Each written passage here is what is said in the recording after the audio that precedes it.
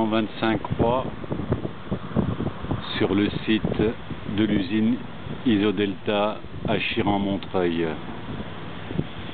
225 croix qui s'étalent de ce rond-point jusque sur les bords de la départementale qui relie cette commune à Vouilly.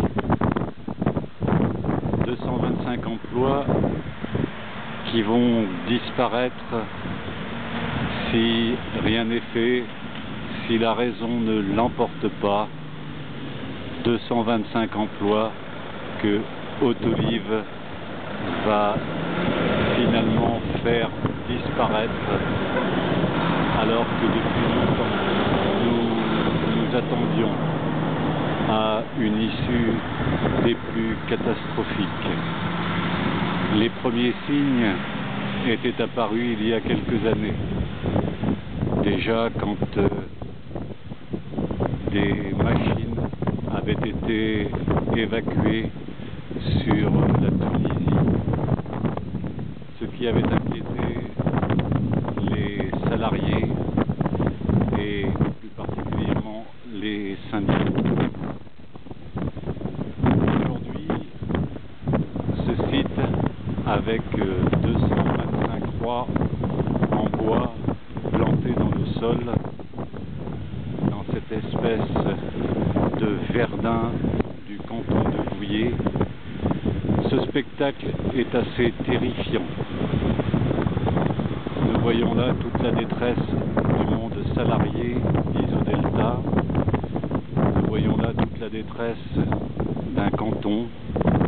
Nous voyons là toute la détresse d'un secteur qui, économiquement, aura bien du mal à se relever d'une telle issue si elle s'avérait indiscutable et si les responsables de Autoliv Isodelta maintenaient ce qu'ils ont décidé de faire.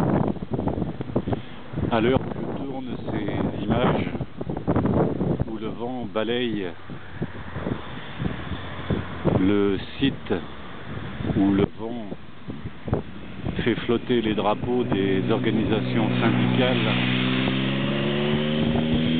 à l'heure où je tourne ces images, les salariés doivent être en train de discuter de leur avenir, de leur sort.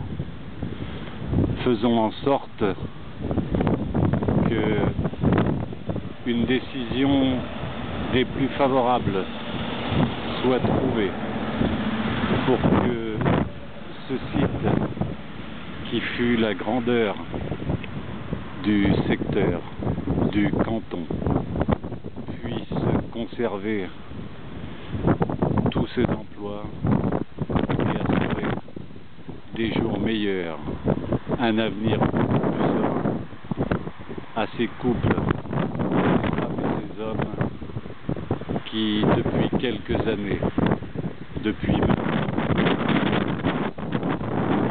leur sueur,